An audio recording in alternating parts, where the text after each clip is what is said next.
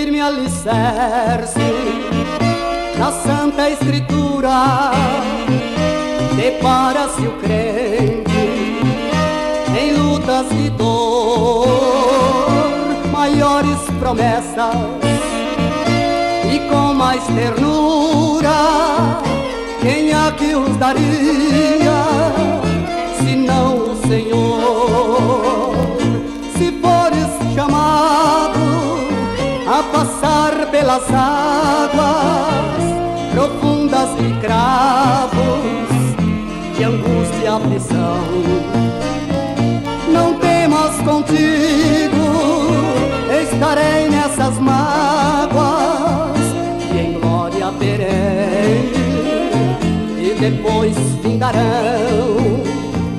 Se tuas veredas passar pelas chamas de fogo ardente, não fujas na dor, apalha somente, com fogo se inflama, o ouro na chama duplica o valor.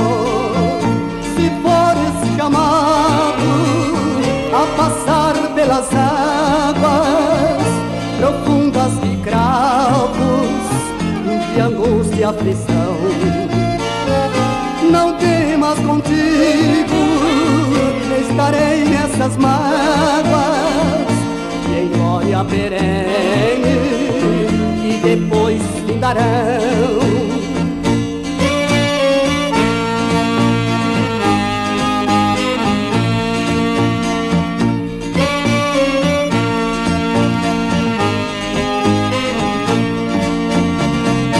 A todos que em Cristo vêm buscar o repouso, confiando no sangue do Filho de Deus,